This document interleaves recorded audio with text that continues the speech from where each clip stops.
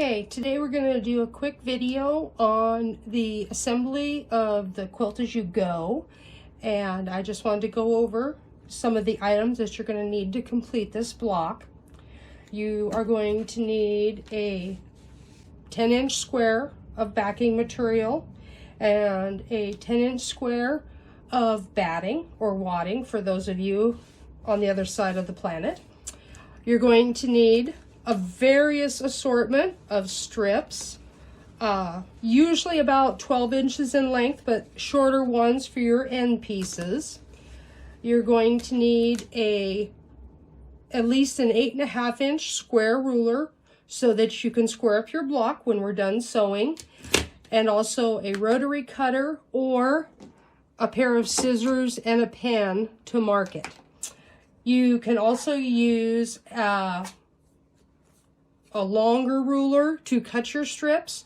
I happen to be using leftovers from a jelly roll, and so mine I just had to cut lengths. So easy to do with the scissors.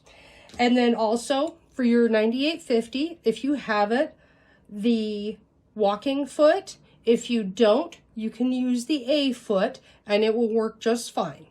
So we will go and get to the sewing machine and get this project going.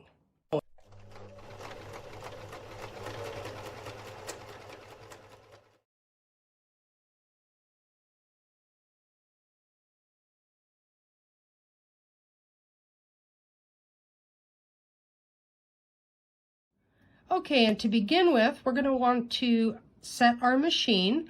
So we're going to click on the decorative stitches and quilt's going to pop up. We're going to hit that. And then we are, because our A foot and our walking foot have such a big opening, we're going to go ahead and press the 1/4 inch. This is going to set our stitch length and our needle position for quilting.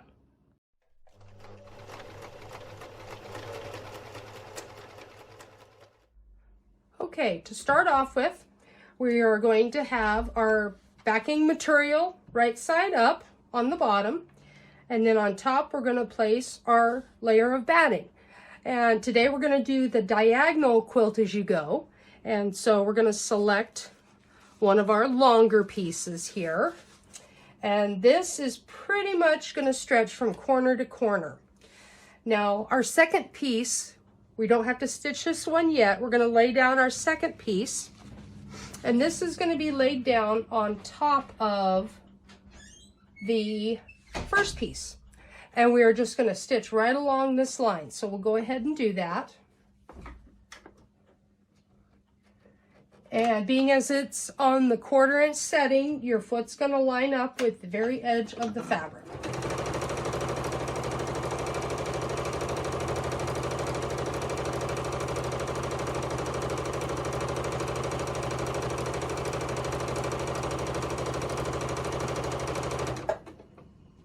And I don't backstitch these because we're going to be trimming anyway. So you can just cut your threads, and that's our first piece stitched down. So now what we're going to do is we're going to bring this over to the iron, and we are going to press this away from the center one. And that's how we get our two laying together.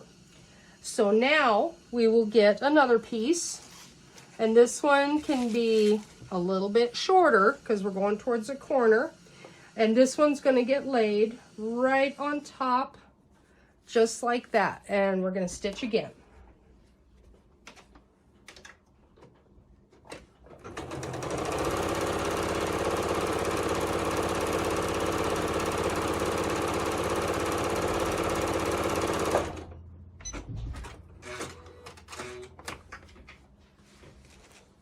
Now once again, fold it away from the piece you've already stitched, and just a light pressing, and we'll do our corner piece now. Let's pick a bright pretty one. Okay, so we're just going to lay that on there right like that.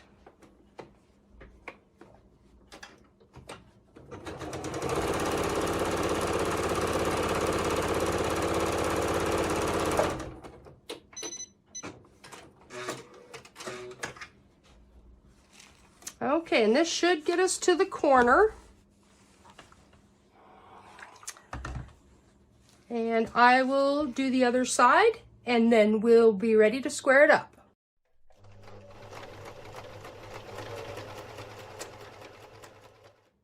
Okay, so now it's time. We've got all of our pieces. We're going to square our block. I did this one on the diagonal, so the back is going to look like that. Okay, so we have our ruler, and there's a couple of these that are awful close, so we'll use those as our guides.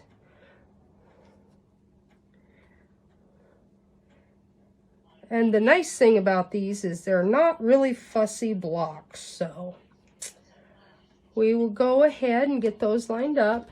Now, if you don't have a rotary cutter, you can use a marking pencil or a pen, either one, and you can just draw your line and then cut it with your scissors and square it up that way.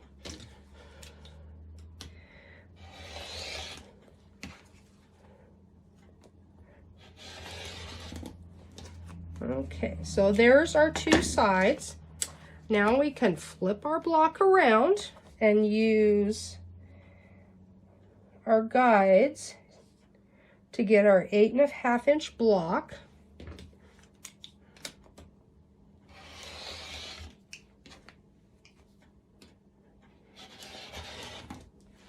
Okay, so there is our quilt-as-you-go block, perfectly squared up to 8.5 inches. If you want to, you can do some decorative stitching in between here, but it is quilted, so you don't have to go any further. But if you would like to, you can decorate it and add some embellishment to it. Good luck to you. If you have any questions at all, be sure and ask. We are just dying to help everybody. Thank you so much.